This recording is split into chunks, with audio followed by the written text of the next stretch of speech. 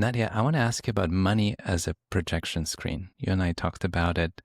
You draw on the work of Peter Kooning, that idea that it's a projection screen of our fantasies, our fears, unresolved issues. He is originally British, but he has lived in Switzerland for most of his adult life and was probably one of the first organizational development consultants. He was working especially with a lot of family-owned businesses in Switzerland. And, they were doing amazing work around vision and values and, the future and future generations. And then he said, he made the same two experiences over and over again because they seemed to be sort of classical breaking points in the conversation. One had something to do with creative authorship, which he ended up calling source. But the other thing was money. And he realized the moment money was on the table, things came apart at the seams, right? And families started fighting and, and then people were saying, well, that's a great vision, but we don't have a budget for it. And what's our return on investment anyway? And Peter told me that he was so confused because he was like, well, a minute ago we talked about changing the world and now you ask me about your return on investment. It's like, and that we don't have a budget for it. So he became interested in what is money and why is it such a powerful influence on just about anything that we do. It's in our daily life. It affects all of our relationships. One of the primary reasons for divorce. So it affects everything. And why is that? And so he began to research money and went into the history of money and how it was created and all of that. And then at some point he thought, yeah, that's all really interesting, but it still doesn't explain what I'm seeing here. So he actually ended up turning to a psychologist. He ended up turning to Carl Gustav Jung's work around shadows and projections. And then it dawned on him, he's like, oh my God, I think money, the way it wields influence over us at any rate, is actually nothing but a projection screen, meaning that we project ultimately parts of our humanity onto money that we either don't think we are or don't want to be, or for some reason have no connection with anymore. We, very broadly speaking, projecting three types of things onto money. Unconscious positive projections onto money. So when you ask them, what is money? They will say, money is security. Money is freedom. Maybe even, money is love. Now, if that's an unconscious connection that you have to money, then the shadow you live out is greed. Because if you truly believe that the only way for you to be free, to be safe, and to be loved or experience love is money, then of course the natural tendency would be to amass as much of this magical substance as you possibly can. Because, why wouldn't you? If that brings you all of these great things, then you need to have money. Somebody told me about a study that was done in the US with millionaires and billionaires, and they were asked, what is enough, right? When would you say you have enough? Yeah. And the interesting response was that regardless of what they had, they always named an amount that was about double or triple of what they currently had. So, right, money is a moving target. If your unconscious connection to money are these positive projections, then you never have enough. Now, that works in wonderful conjunction with the majority of people on the planet, actually, who have negative projections on money. And the negative projections show up as, money is ... dirty. Money destroys the planet. People with money are all corrupt. Money is evil. Yeah. So if that is your connection to money, then of course you have the opposite pattern, which is you have to get away from this stuff as fast as you can, because why would you want to have any of these horrible things in your life? You don't even want to be near them. You don't want to touch them with a 10-foot pole. So the movement of money with those people is they push money out of their field. And then you have a third type, and I encounter them a lot in my world, and maybe you do with your particular clientele as well. We call them the washing machine. So they have a mix of unconscious negative and positive projections.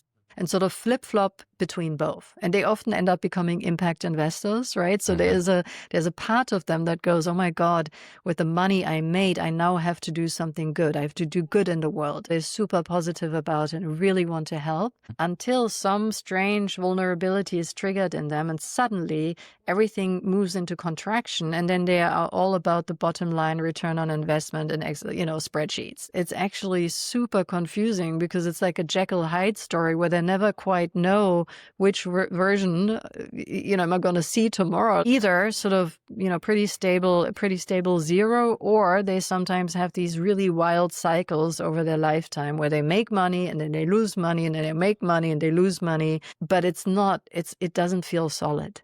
Yeah. So that's the projection types that Peter found around money.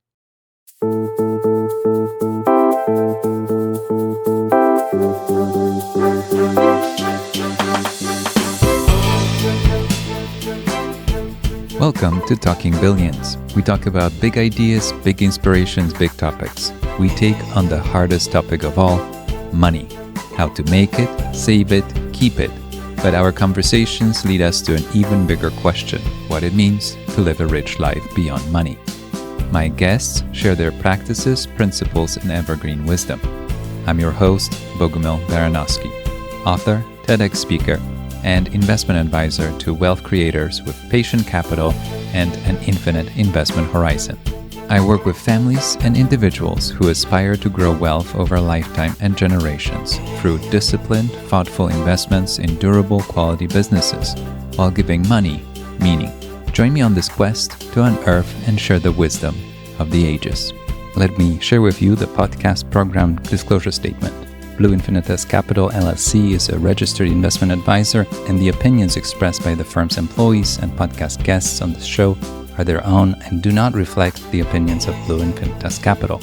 All the statements and opinions expressed are based upon information considered reliable, although it should not be relied upon as such. Any statements or opinions are subject to change without notice. The information presented is for educational purposes only and does not intend to make an offer or solicitation for the sale or purchase of any specific securities, investments, or investment strategies. Investments involve risk and, unless otherwise stated, are not guaranteed. The information expressed does not take into account your specific situation or objectives and is not intended as recommendations appropriate for any individual.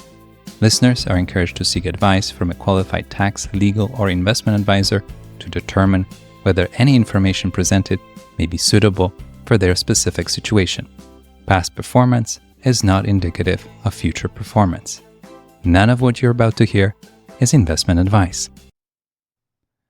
My guest today is Nadja Taranczewski. She's a Master of Psychology, Master Certified Coach, and founder of Conscious You. With over 20 years of experience coaching CEOs and founders worldwide, she specializes in creating conscious tribes within organizations through deep leadership and culture transformation. Nadja is the author of Conscious You, Becoming the Hero of Your Own Story, and is renowned for her pioneering Money Work program, which explores the unconscious patterns shaping our relationship with wealth. Nadja, how are you? So nice to see you. It is wonderful to see you, Bogumil. So happy to be here. I'm so excited. I have so many questions.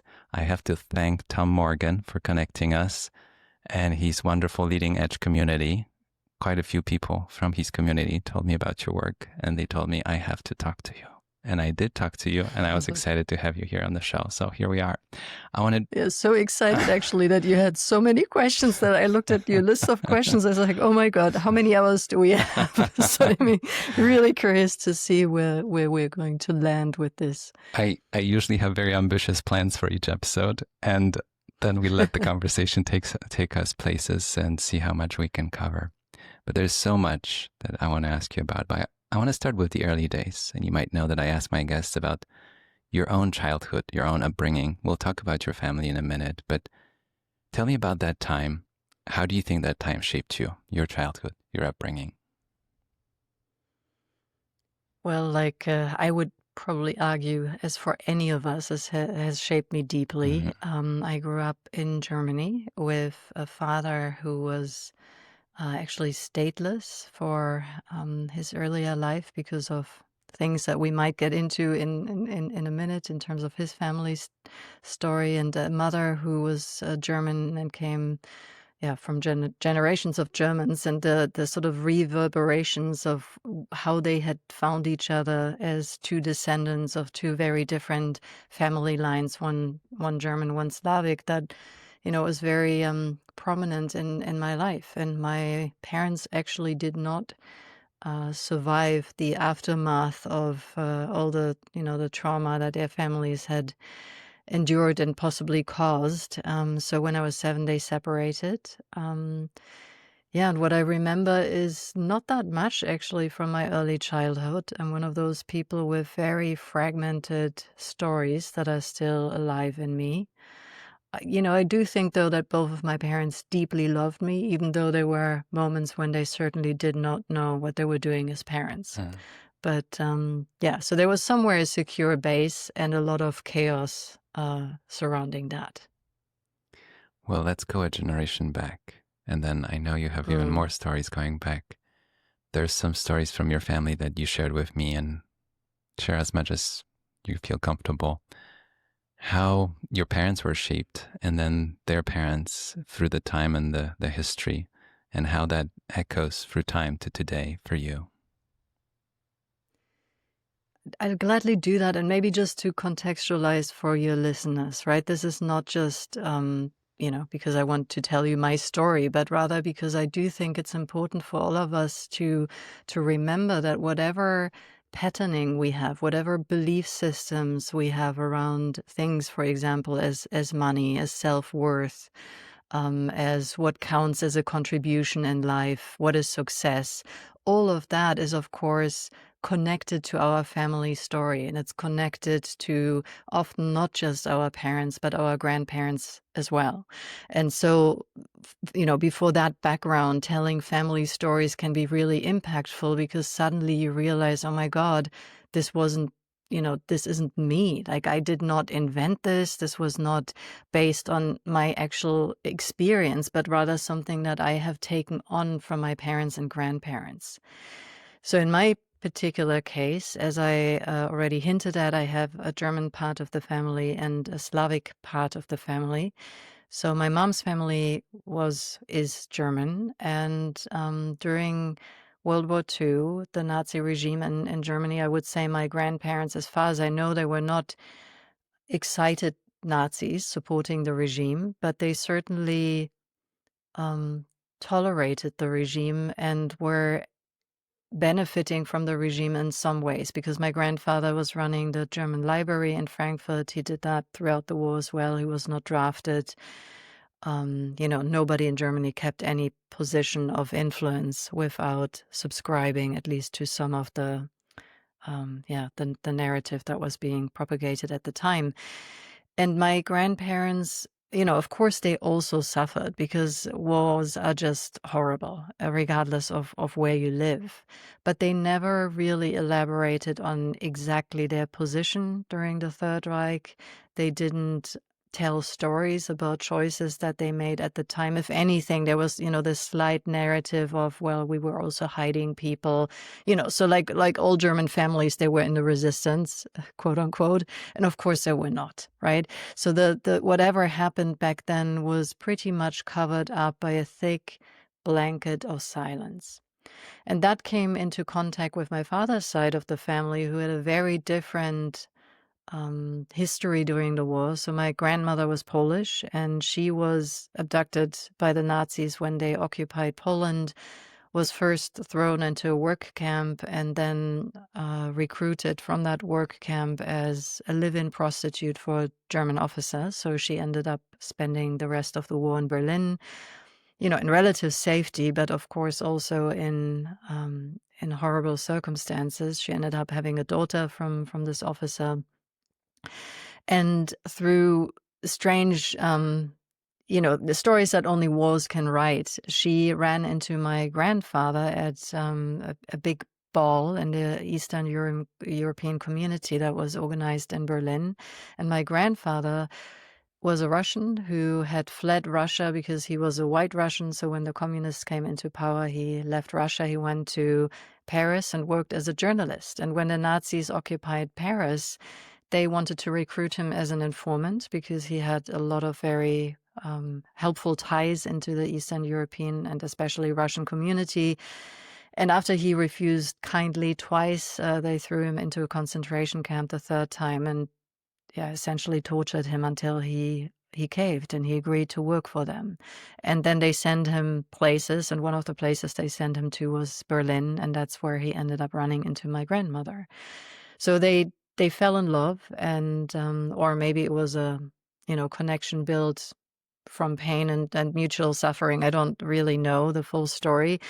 But anyway, they stayed in touch. And when it was becoming more apparent that the Germans would not win the war, they both realized we cannot stay this far east because any territory that would have been occupied by the Russians would have meant sure death for them because they were both collaborators, whichever way you wanted to look at that. But the Russians probably wouldn't have looked at that kindly.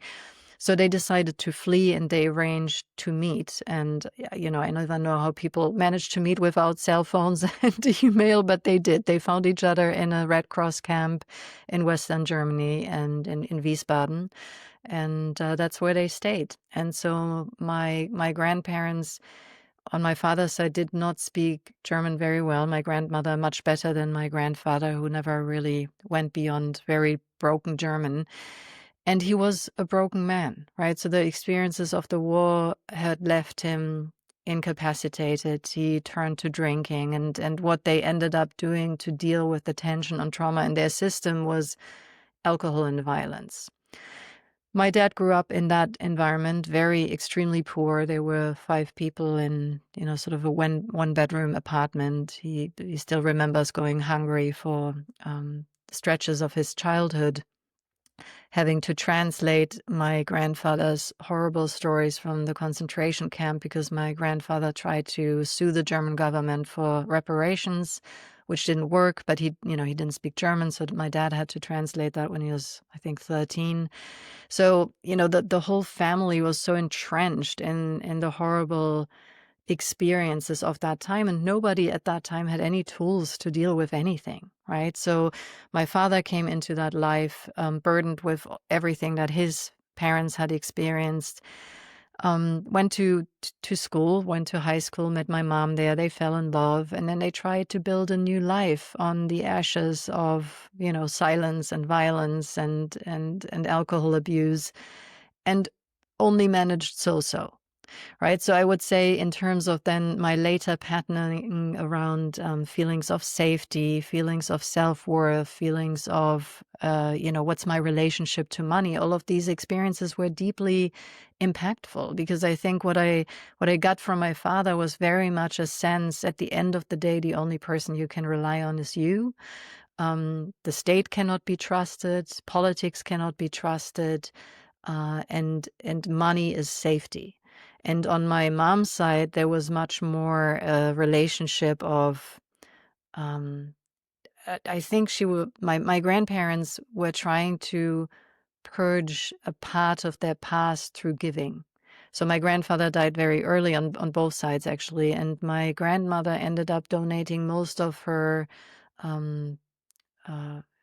pension, I guess, to, dubious religious causes just to get it out of her system. So she was bleeding money like crazy. And by the time she died, there was actually nothing really left. Yeah. But so that's my family story. And out of, that whole conglomerate of trauma, silence, then I came along. And I felt for many years that I could never be a happy human being because the more I did therapy, the more corpses I uncovered. And it just felt as if that would never end. And that was maybe the beginnings of my own transformation story then. So many thoughts come to mind, and thank you for sharing it. I know we talked about it, but I feel like it belongs in this conversation because it sets the stage for the topics we're going to talk about. I want to ask you at what point you learned those stories, at what point you discovered. I'm sure it wasn't one day when somebody sat down with you and told you all of what you shared. What was it like to peel the layers, and learn more, and maybe understand your parents and grandparents better too through those stories as well. Yeah, it's a good question when I learned those stories. My family was not big on storytelling, again, on both sides, right? So it rather felt like pulling teeth. Like if I wanted to know something, I had to sit down with my mom or either of my grandmothers who were still alive at the time. And then I would get fragments, right? And then there was silence again, and there were things that they couldn't talk about. And so I tried to piece it together, but to be honest, until this day, I don't exactly know how much of the story I actually have. Mm-hmm. But one thing that I learned through my own story of therapy and healing work that I did for many years is at the end of the day, it probably doesn't really matter all that much anyway how much is true, because what is relevant is what is alive in you. And much of that wasn't alive in terms of a coherent narrative, but a lot of feelings that were inside of my body, many of them that I couldn't even fully understand where they came from until I started understanding more about, sort of family scripts, maybe even epigenetic developments through family lines. That began to make sense at some point, but much less because I had a coherent story. And I asked you that question. That's something that I ponder. I work with families with multi-generational wealth, and stories come up. And I realized that some lessons are passed on even if we had no knowledge of the story itself, because it's a certain behavior, right? And I asked you that question in some way last time we spoke. Had you not known the stories, I think you would still carry the lessons, or maybe the burden, or maybe the emotional, energetic charge that came with it. I think that's the best way to describe it, even if you don't know the exact facts. And I see that with working with clients, that sometimes the story brings the understanding, but they know why grandpa was that way, or they know why grandma was this way, whatever it is, right? It's fascinating to look at that way. Yeah. And of course, stories in families are also used to cover things up. Yes. So sometimes when I work with clients, and I'm sure you've experienced that as well, where the story doesn't match the feeling that you have. Mm-hmm. And then that creates a huge confusion in your system because you feel something that cannot be explained with the story that has been told to you. And now in particular in Germany, for example, I have a friend who has herself is an inheritor of wealth, and she started a coaching practice in Germany working with people who either know or suspect that the family wealth is founded on Nazi money. And no family talks about that openly, right? Those things are not really discussed. But somehow most people sort of know, they have an inkling. And I think it's the same in the US when families build their wealth on, slavery, for example, where that is not something that is proudly talked about, but, you kind of begin to connect the dots at some point. So stories can be misleading, and when you begin to connect them to a picture that maps more with the feelings that you actually have, that's when you can find some relief in stories, I think. But besides that, I think you're absolutely spot on. Like we don't even need to know to know. I like that. We just know. And hopefully it can be more positive at times than negative. I hope that that's the aspiration, especially going forward when we can make some decisions and choices. I'll ask you about that in a few minutes, but I want to share how I haven't interacted with any wealth or money that exists in a vacuum.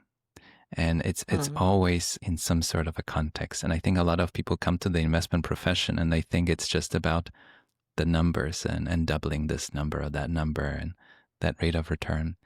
I find it really eye-opening to ask questions as much as people are willing to share.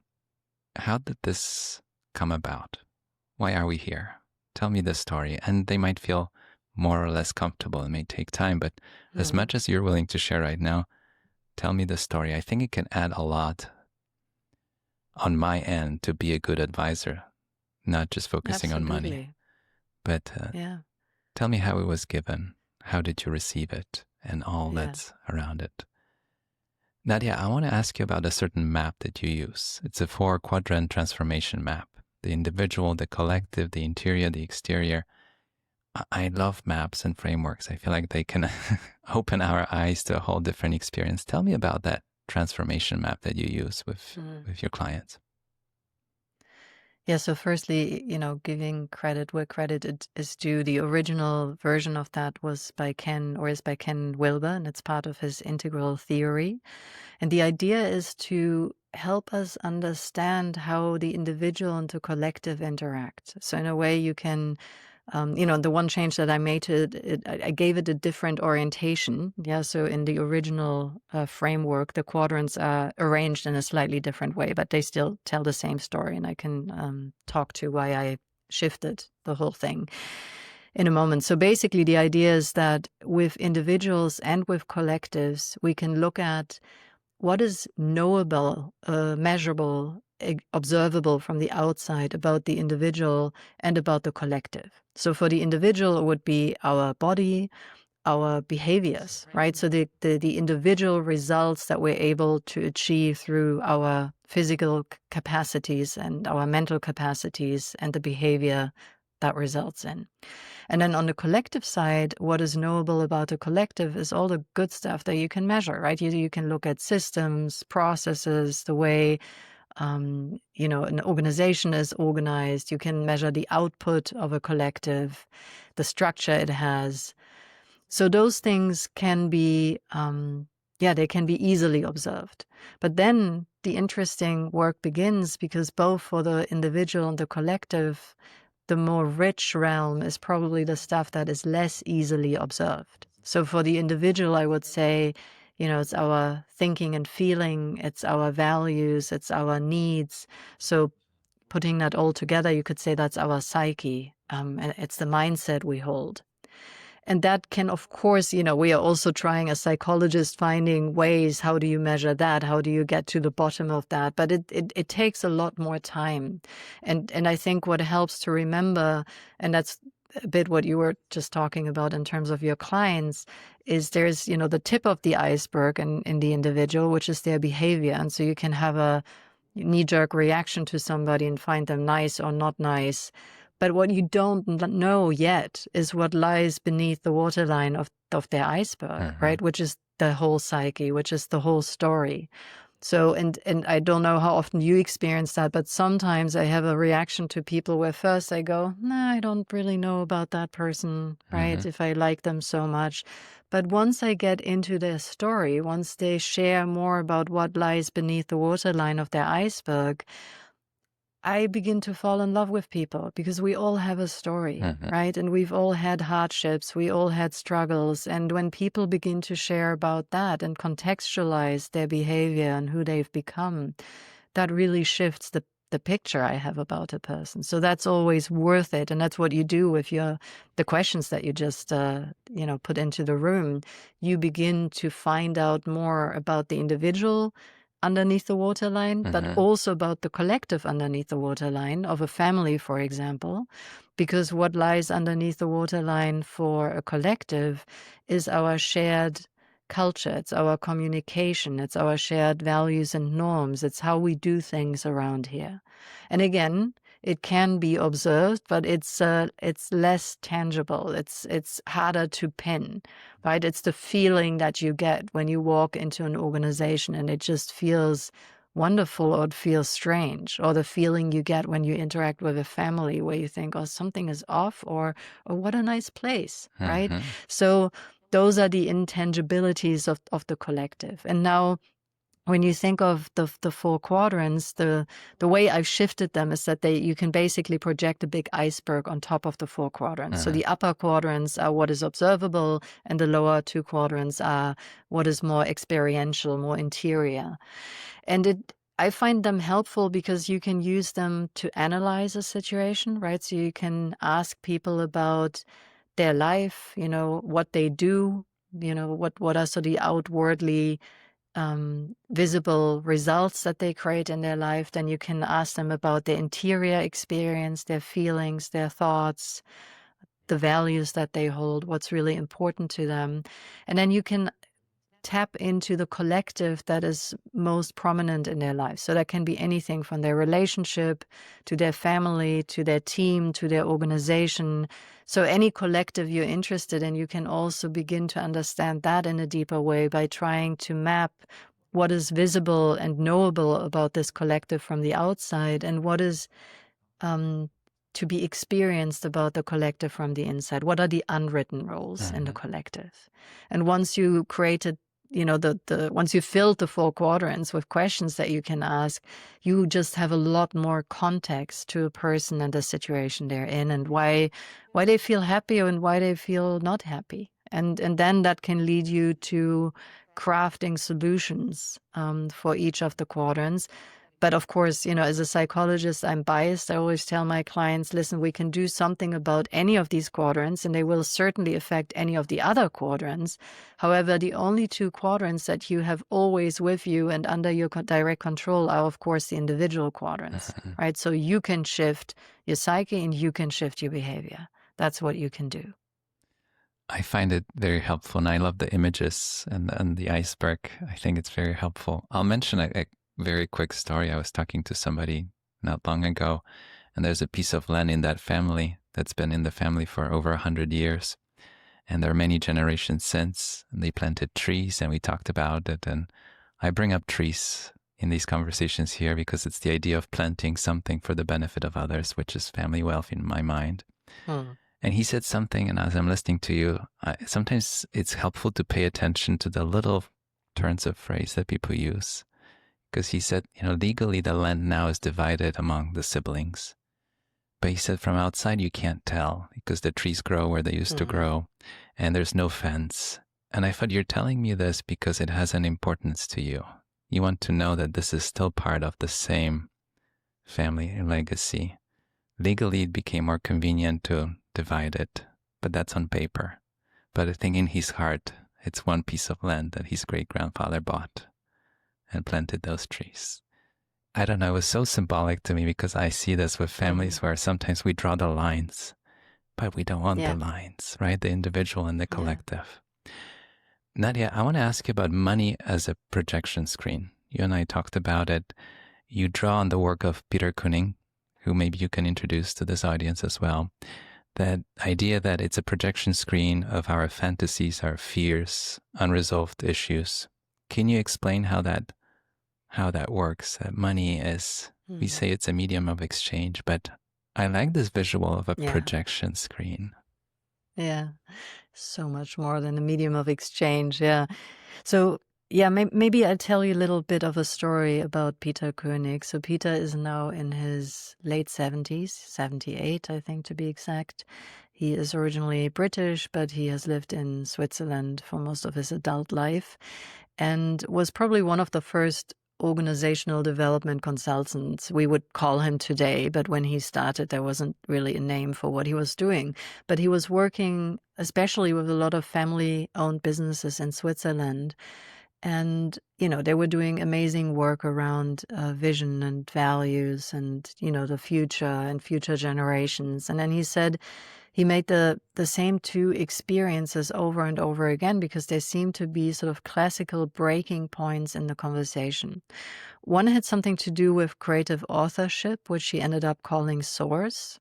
Maybe we'll get to that later or not. But anyway, that's a really fascinating body of work. But the other thing was money. And he realized the moment money was on the table, things came apart at the seams, right? And families started fighting and, and then people were saying, well, that's a great vision, but we don't have a budget for it. And, what's our return on investment anyway? And Peter told me that he was so confused because he was like, well, a minute ago we talked about changing the world and now you ask me about your return on investment, it's like, and that we don't have a budget for it. So he became interested in what is money and why is it such a powerful influence on just about anything that we do. It's in our daily life. It affects all of our relationships. I don't know about the US right now, but in Germany, money is still one of the primary reasons for divorce. So it affects everything. And why is that? And so he began to research money and went into the history of money and how it was created and all of that. And then at some point he thought, yeah, that's all really interesting, but it still doesn't explain what I'm seeing here. Right. So he actually ended up turning to a psychologist. He ended up turning to Carl Gustav Jung's work around shadows and projections. And then it dawned on him, he's like, oh my God, I think money, the way it wields influence over us at any rate, is actually nothing but a projection screen, meaning that we project ultimately parts of our humanity onto money that we either don't think we are or don't want to be, or for some reason have no connection with anymore. So to give you an example, right? He ended up finding that we, very broadly speaking, are projecting 3 types of things onto money. So there are people, and I could imagine that you have some of those in your clientele as well, who have what we would call unconscious positive projections onto money. So when you ask them, what is money? They will say, oh, money is security. Money is freedom. Maybe even, money is love. Now, if that's an unconscious connection that you have to money, then the shadow you live out is greed. Because if you truly believe that the only way for you to be free, to be safe, and to be loved or experience love is money, then of course the natural tendency would be to amass as much of this magical substance as you possibly can. Because, why wouldn't you? If that brings you all of these great things, then you need to have money. So you're constantly busy with securing your existence in a way and never feeling quite secure enough yet, right? And I remember a few months ago, or maybe a year ago, I don't know, somebody told me about a study that was done in the US with millionaires and billionaires, and they were asked, what is enough, right? When would you say you have enough? Yeah. And the interesting response was that regardless of what they had, they always named an amount that was about double or triple of what they currently have. Of course. So, right, money is a moving target. If your unconscious connection to money are these positive projections, then you never have enough. Now, that works in wonderful conjunction with the majority of people on the planet, actually, who have negative projections on money, whether or not they are fully aware of that. Well, because they're unconscious, they're usually not. And the negative projections show up as, money is ... dirty. Money destroys the planet. People with money are all corrupt. Money is evil. Yeah. So if that is your connection to money, then of course you have the opposite pattern, which is you have to get away from this stuff as fast as you can, because why would you want to have any of these horrible things in your life? You don't even want to be near them. You don't want to touch them with a 10-foot pole. So the movement of money with those people is they push money out of their field. So they're constantly actually in the negative. Whereas the first type, the positive projection type, they're always in the positive. The second type is always in the negative. And then you have a third type, and I encounter them a lot in my world, and maybe you do with your particular clientele as well. We call them the washing machine. So they have a mix of unconscious negative and positive projections and sort of flip-flop between both. And they often end up becoming impact investors, right? So there's a part of them that goes, oh my God, with the money I made, I now have to do something good. I have to do good in the world. And then they found projects, and they find these amazing founders with visions, and they go, this, whatever you're doing, this is amazing. I want to help you. You need to bring this into the world. So they're super positive about it and really want to help until some strange vulnerability is triggered in them, and suddenly everything moves into contraction, and then they are all about the bottom line, return on investment, and spreadsheets. And for founders, I also work with a lot of founders. when they are confronted with one of those funders, it's actually super confusing because it's like a Jekyll Hyde story where they never quite know which version, am I going to see tomorrow? Like, am I going to talk to the one that wants to support my vision, or do I talk to the guy who wants to make sure he gets his return on an investment? So the washing machine flip-flops between, I should say, greed and disgust. Yeah. And often their accounts are usually either sort of, pretty stable zero, or they sometimes have these really wild cycles over their lifetime where they make money and then they lose money and then they make money and they lose money. But it doesn't feel solid. Yeah. So that's the projection types that Peter found around money. It's fascinating because even for one individual, there are different kinds of money. You might have a different relationship with the money that you work really hard, you earned, and then the money that comes to you because of a lottery win, or the money that comes to you because of an inheritance. It's all in a different context, right? Speaking of an inheritance, did your parents wanted you to have it? Were you ready to receive it, right? It's a very different interaction, and I see it time after time again with clients. I have a good friend, a mentor, Jay Hughes, who is a retired lawyer now, and he talks about the challenge of integration, integrating this new blessing into your life in the best way possible, right? And I think it's a challenge that will appear in front of more people going forward than ever before, because it's not really about the zeros, how many zeros there are. I think a smaller amount can be life-changing for a particular family as much as a much larger amount can make no difference for the other family. So it's not about the number itself. It's about the impact that it has on a human being and how we come to terms with it when it arrives. And it's very different for every family. I've worked with some families I've been doing it for 20 years, and I've known some of the families for 10, 15 years of my career. And I see that after the many years, I hear stories that add so much more color to what I've been experiencing with the family for a long period of time. And then a little story says, oh, that's why we're addressing something in a certain way. I want to ask you about something that came up when we spoke, and I'll tell you why it resonates with me. You have a client, and I hope it's okay to bring it up, who considered himself a communist. That's how you described him. You can correct me. He was an activist with sort of socialist or communist ideas. Let's call it that way. Fighting the system, right? I worked with a client like that. That's why it resonated with me. And I grew up in a communist country, so I have some strong feelings about the ideology as well. But anyways, your client received an inheritance, and it changed the dynamic in his life. And I'll tell you after that about my experience with a particular client. Yeah. Yeah, for me, that was quite, just a really amazing experience to see how money projections sort of unfold in front of my very eyes, right? Because you could say getting an inheritance is a blessing, but it's often also not, as you probably have seen with some of your clients. So in his case, what happened was, by getting the money, he suddenly became the enemy, right? He was suddenly on the wrong side of the fence because he now became part of the system that he was really invested in fighting. And he became, on the one hand, deeply ashamed and afraid to even share that with his closest friends because he felt he would become an outcast.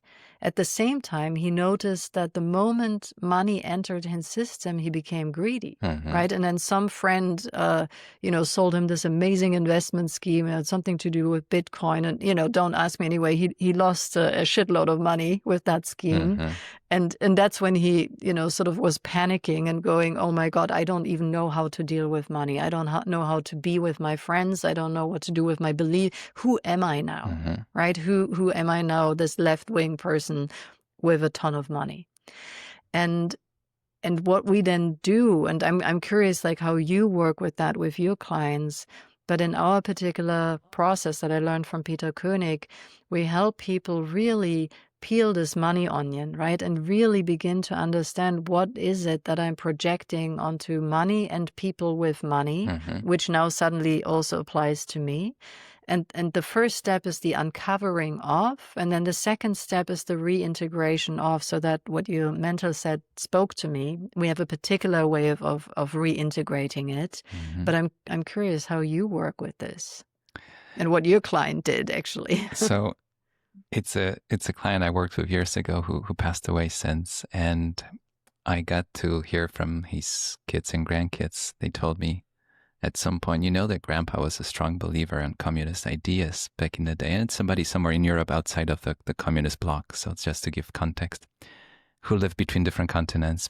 But anyways, in his youth, he believed in communist socialist ideas, which I imagine he thought that there should be no private property. It's one of the requirements. And we work for this higher good, and we're, selfless, and the government owns everything, and government knows what's right for us, just to keep it very simple. So apparently he believed in those ideas, but at some point of his life, he had this unexpected inheritance he didn't know that was coming. And I think that's part of a bigger topic that I write about here and there, which I call the invisible wealth, how you could be the richest person at a dinner table and nobody knows it. And there are blessings because you could have normal social interactions without people seeing you through the perspective of you being the richest person at that dinner table. But also for your kids and nephews, nieces, and everybody else in your family, if they are to receive an inheritance, they'll be surprised. And so was this individual. And I only learned about it later in his life from his kids and grandkids. And I realized it added a whole layer of understanding, because his beliefs obviously shifted, just like your clients, that maybe communist ideas are not the solution to it all. And maybe there's a positive way to see the fact that you are an owner. I call it the steward of a certain capital, because people think of a billionaire sitting on a pile of cash. It doesn't really work that way. They're really stewards of something. They're not swimming in gold coins every day. They own a piece of business that employs people and provides services and goods. And this gentleman became an owner of a portfolio of stocks that have been with the family for a long period of time. He went through a transformation that I only witnessed in the later stages, and learning that story about him as a young person, very idealistic, but maybe following ideals that were not helpful, and the transformation that followed. I find it fascinating because we think that we have certain beliefs that are here with us forever. But I think when our context changes, my grandma has this saying that your perspective changes depending on where you sit. Like when you sit on a different chair, you see something else. And I think it requires a lot of empathy as well. How we need empathy for the poor, but sometimes we might need some empathy for the rich, even if it's self-empathy in a way. Absolutely. I was recently I'm part of another network, a bit like Tom's network, but based out of Berlin, and they're trying to bring together funders and social activists and NGOs and people who need money, basically, and through relationships see what can emerge from that place. And they had a small panel, and one of the panelists was a woman who comes from family wealth. And she was also talking about the burden of being seen as somebody with money, and sort of this, the constant demands that are then being placed on you, the constant asks. So if you are visible, and especially if you're visible as somebody who cares, right, who founds just causes, who invests in these things, and her struggle with, when do I say no, and how do I do that when all of these things are probably worth investing in, and find, the exhaustion that is also connected to that. And I feel, maybe I can connect the story back to the client we just talked about. So with our particular money work, what we do is we look at what are the projections, as I said, that you have on money or people with money. And excuse my crass language. So in his case, he found out that one of the projection is people with money are assholes. Now, if you have this projection on people with money, what we do in the money work is we take something that you've dissociated from and you placed it onto this projection screen, money, people with money. And now the process of integration is actually very simple, and it can be incredibly painful because we replace the word money or people with money with the word I. So his statement suddenly turned into, I am an asshole. That right? changes things. And then you have to come, then you have to come to terms with that, right? And realize, oh my God, the assholes aren't the people out there. It's actually me right here, sitting here, right? And then realizing that, so in the work we do, the first step is to re-own, to reintegrate this judgment, this projection by using the word I. Then it becomes a very visceral, very embodied process, because if that connects to something in your own biography, your body will have a reaction, right? So the moment I asked him to say that sentence, he just burst out laughing, like he had this immediate release of energy, right? And he even found it a bit joyful, right? To his surprise. So he was like, oh my God. So, so I can actually allow myself to be an asshole, to acknowledge that that's part of my humanity too, because frankly, at some point we all are, right? And again, it depends on the where you're sitting, right? What part of us, what facet of us you're seeing. And then he realized, I can be an asshole with money, and I can be an asshole without money. Yes. That doesn't change the fact that that's part of who I am as a human being. So that freed up a lot of energy in him. And then the second step of our process is to look for the polarity, right? We always assume, I often use the metaphor of an inner house. So we discover rooms that have been walled off, right? Rooms that you couldn't step into because of something in your past. For him, that was the room. And then we look for what is the adjacent room? What's the opposite of being an asshole, right? And then he said, actually, I'm a kind of caring person, right? And realizing that that's true too, and also with and without money. So I can be a kind and caring person with money the same way I can be a kind and caring person without money. And when you then have both of these polarities suddenly accessible to you, or in that metaphor, when both of these rooms, you can step into them, you can walk around in them, and you can use them if and when they're appropriate, that's when you create freedom of choice. It's very empowering, isn't it? And I like this idea of seeing that it could apply to you, and if it did apply to you, what does it change? And then if there is money, if there is no money, if somebody is an unkind human being or kind human being, this just only adds to it or amplifies the experience, but it doesn't take it away or remove it. Yeah, it's not a causality there. No, right? No, it's not.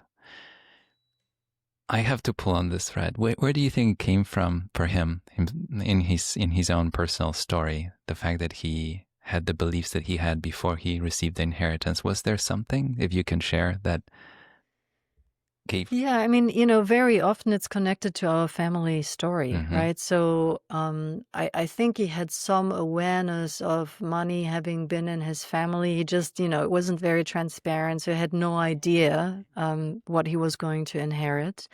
So the people in his life that had money, for him, knowable money, those were the assholes, right? So his father, his grandfather. So there was a lot of emotional charge around men who had money in his family and the relationship he had with them.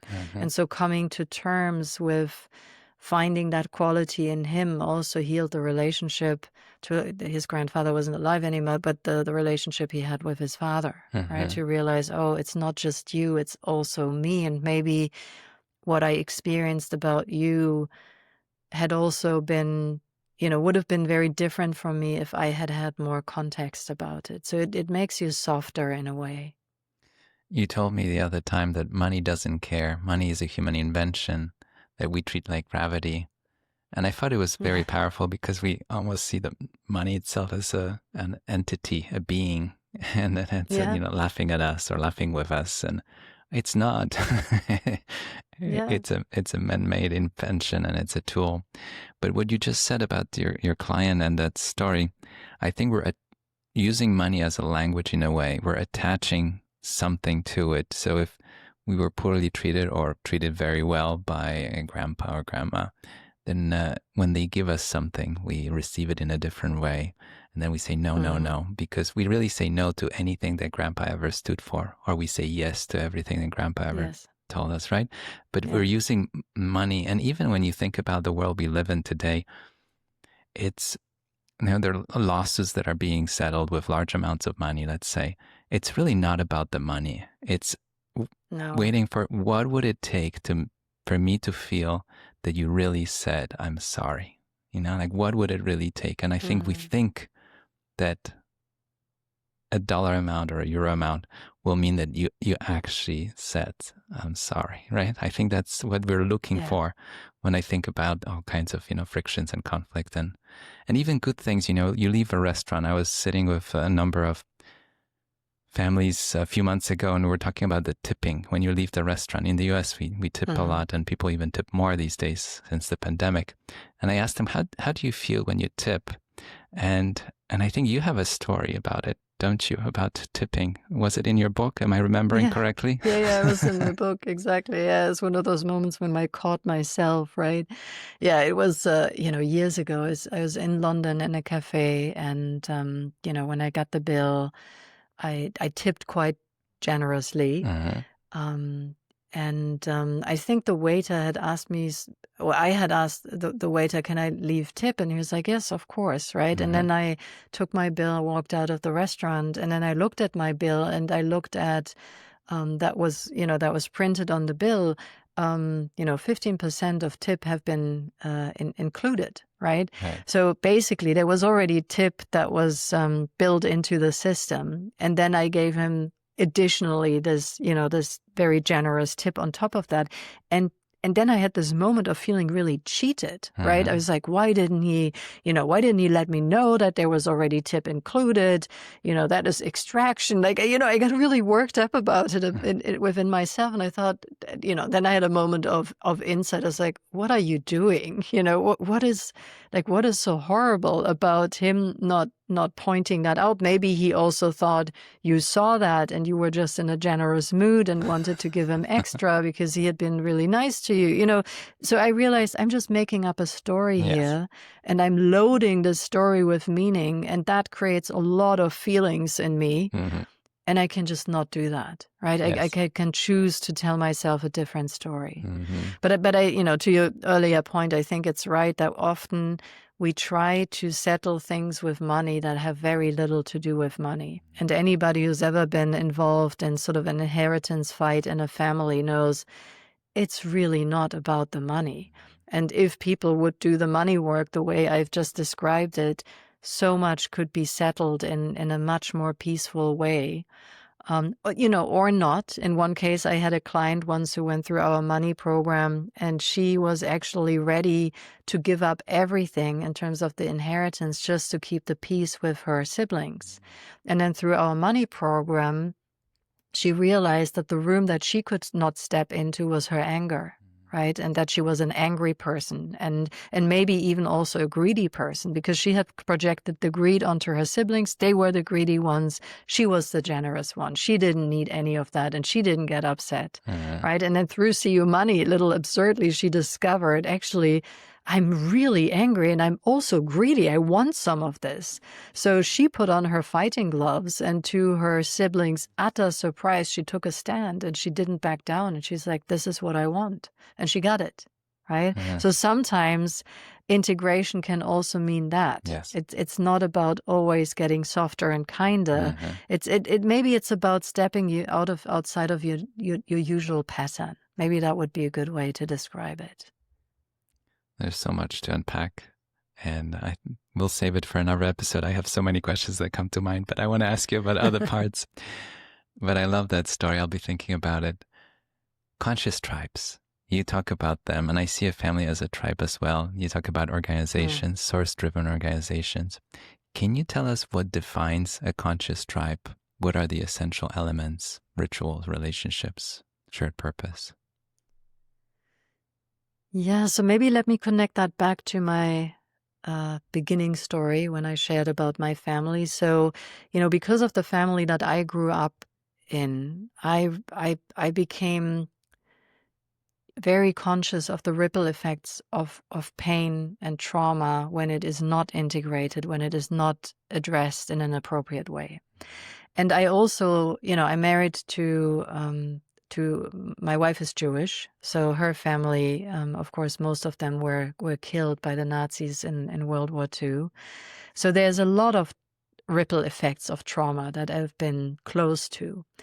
And the whole point with the conscious tribe started when I thought, what do we actually need as humanity to not keep repeating the same patterns over and over again? And I ultimately think that pain and trauma can only be caused by unconscious people, by people who have no capacity to step back and look at themselves instead of being stuck in themselves, who don't know how to access self-compassion, where there's a lot of self-hate underneath the surface, a lot of disconnect from their own body. I think only from that state of mind can you torture a person, can you commit, sort of the sacrilege of taking a life.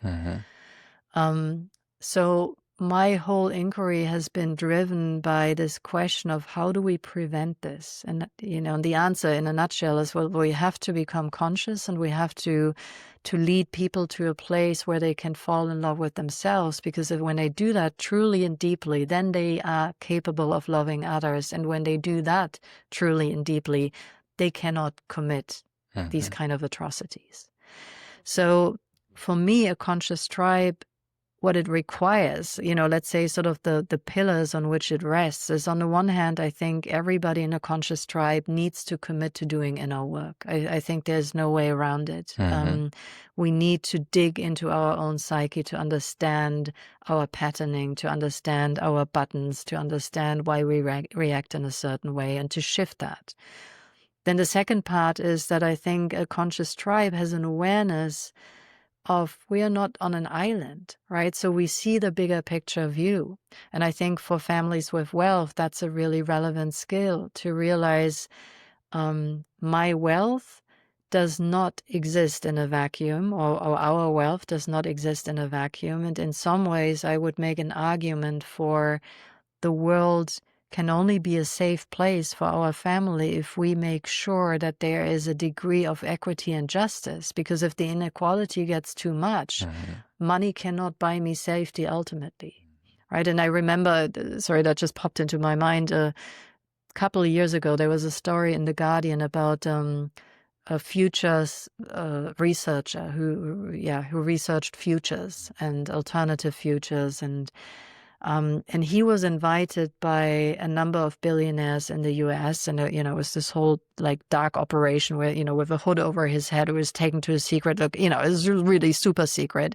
And then, he was dehooded in this amazing place. And he thought they had brought him there to talk about, future scenario planning and, and how do we not maneuver ourselves onto a suicidal path as humanity. But what turned out to be the case was actually that they had already committed to a future where the apocalypse was going to happen. And their question to him was, how do we keep our bunkers safe? Right? How do we make sure that the people who programmed the security are not going to kill us? And, he wrote in this article, so first he was completely dumbfounded by this question. He's like, seriously? Like, that's the question you have for me? But then he took it seriously and he said, well, the only way to keep yourself safe, besides the fact that I don't actually think there's any closed system that will keep you safe long term. The world is too interconnected. There's no bunker that will keep you safe for 20 years, right? Or longer.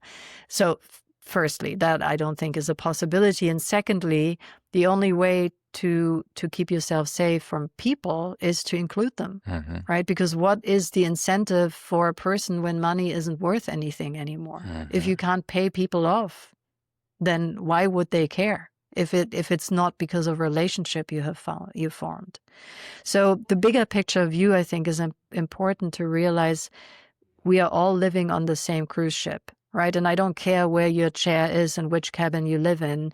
If you work in the engine room, you might drown faster. But even if you have the upper deck with the amazing sweeping views, if this ship sinks, you sink with it.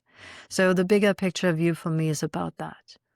Then the third element is to really invest into deep relationships, because what influences our well-being and mental health more than anything else is the quality of our relationships. So what can we do to make them better, to make them deeper, to make them more honest, to make them kinder, to make them respectful? Mm-hmm. And the fourth pillar for me is conscious rituals, because as humans, we have this unfortunate tendency to slide back into old habits. Mm-hmm. So the question is, how can we keep ourselves on the straight and narrow, right? What are the rituals that we need to establish to make sure that we're not sliding back, that we actually stay conscious individually and collectively? So those four things, the inner work, the bigger picture, the deep relationships, and the conscious rituals, I think that is the foundation of a conscious tribe. And then you're right, that could be either a family, or it could be an organization, or it could be maybe one day a whole nation, Mm-hmm. or all of humanity, ideally. It feels like we're somewhat far away from that point at this moment, but one can hope. No, I love the sound of it and the awareness that we're on the same ship. It's one planet.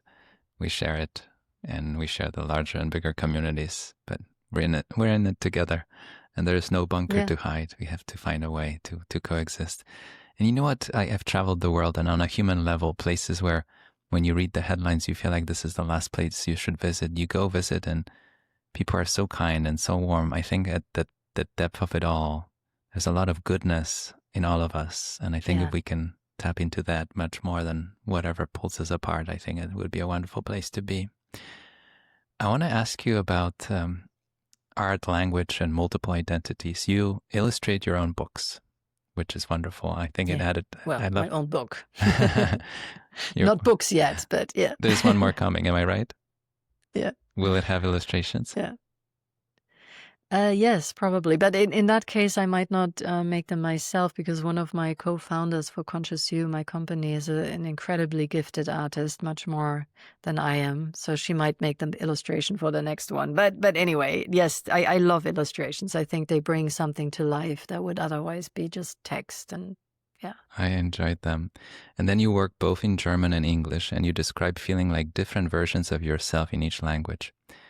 Can you talk about those different identities and the coaching work that you do? And I met people from Leading Edge that speak German and spoke German with you, and I imagine they have a different experience. How does it? I will live and work in different languages too. Polish is my mother tongue. All those people think that English is. It's not. I learned it at some point. We are different people in different languages. Just to add layer to this conversation, can you talk about your experience?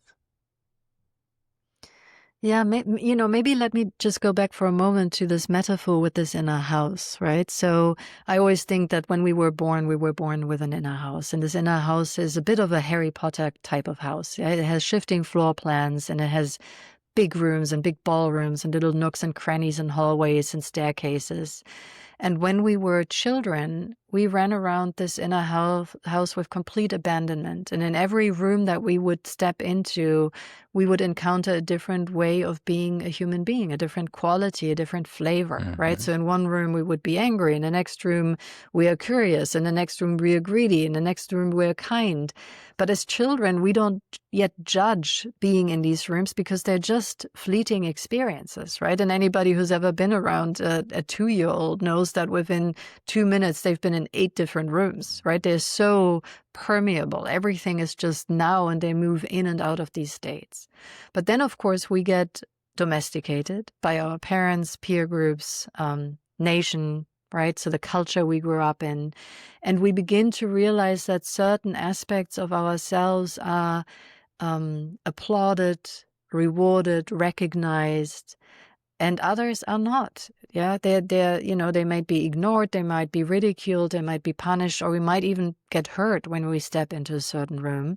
So of course we're not stupid as children. We begin to map the house, right? And we're like, okay, these are the good rooms and those are the bad rooms. I'm not going to step in the bad rooms anymore, because that's horrible. I don't like what happens there. So we turn the key, We lock the room, and to remind ourselves to not step into that room, we put the police tape over it that's sort of red and yellow and black, and it says "Do not cross." Right. And by the time we're 30, our whole house looks like a crime scene. Yes. Right, because there's so few rooms left over that we can step into, and of course these rooms also get shaped by culture, and they get shaped by language. Right, so which rooms are acceptable to step into is very contextual. So, some rooms might be okay for you to step in when you're in a Polish-speaking environment, and other rooms are, Americans would just find them strange and weird, and vice versa. Yeah, so the language we spoke shapes a bit the layout of the house, and it also informs us about what rooms are okay, what rooms are favored, and that shapes who we are. So from moment to moment, depending on whether you're in a Polish or American context, or for me, a German context or American or English-speaking context, I become a slightly different version of myself. Not completely, but a little bit. And then language, I think, plays a huge role, because I often find, I don't know how that translates to Polish, but so firstly, German is more complex. We have a lot of these incredibly long words. So, for example, I wrote my book in English. I've been translating it to German. It's an never-ending ongoing project. It's not done yet. But one of the challenges we have, it's about a third longer than the English book. Wow. Because German is longer, right? So, there's also something about that. And then things that I can say in English that sound, they sound sort of sexy and fluid and make sense. And when I translate that directly into German, it sounds stupid, right? Because somehow it just sounds oversimplified and naive. So there is a lot of nuance that language brings to our different identities. So it is interesting to observe yourself, how you're shifting ever so slightly when you're in a different cultural and language context. I think it gives us a chance to open some of those doors that we haven't looked behind in a while. Yeah. I think absolutely. It's like a travel, but not out there, but maybe inside. And inside, yeah. I know people, and maybe that's true for you too. When you speak another language very well, you often feel more free in that second language. Yes. Because it doesn't come with all of the emotional baggage that is attached to your mother tongue. Because your mother tongue carries also all the narratives from your childhood, all the narratives from your parents and great-grandparents. But the acquired language doesn't have that. It feels lighter. And yes, that's very true. I feel that in English I can be much more optimistic and say how wonderful things are. If I had to translate it word for word to Polish, I think at least people would look at me funny. Maybe it's more acceptable now, but it definitely was not the kind of language you would use when I was growing up. And that's an acquired layer of my personality where I think, optimism is very helpful in life. At least it has been for me. And I think because of the location, Poland has always thought that, the worst can happen because the worst has happened. And I think the language is all the time. All the time. And so the language, acquired that weight of the ages. And you feel like, well, let's hope for the best, but bring an umbrella.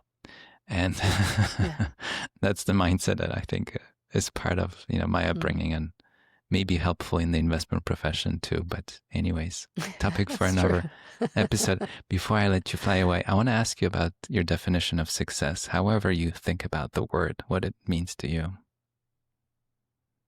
That's a nice question. I would say that success for me is to have the luxury to realize my potential and to be more of myself, right? And to be in an environment where I get seen for that. I get celebrated for that. People love me for that. That for me is ultimately success. And then because if I if I can reach or be on this path of realizing my potential, I think I also bring the biggest gifts to the communities that I'm part of, because this realization of potential has a positive ripple effect in the world. Yeah, so in a way, and maybe that ties back into the teaser that I did at the beginning, I would say it ties back to source, right? So to find out what is my original source energy and to be able to live from that place, that's a successful and fulfilled life for me. I love the sound of it. Nadja, this was such a wonderful conversation. I have so many more questions that we'll save for a follow-up episode at some point, but I really enjoyed it, and I'm very grateful that we made it happen. Tom, if you're listening and blushing, thank you again. And Nadja, I really appreciate this Tom. time. And thank you so much for this wonderful conversation and your thoughtful, and deep questions. It was a pleasure. You were listening to Talking Billions. We talk about big ideas, big inspirations, big topics. We take on the hardest subject of all, money. But our conversations lead us to an even bigger question: what it means to live a rich life beyond money.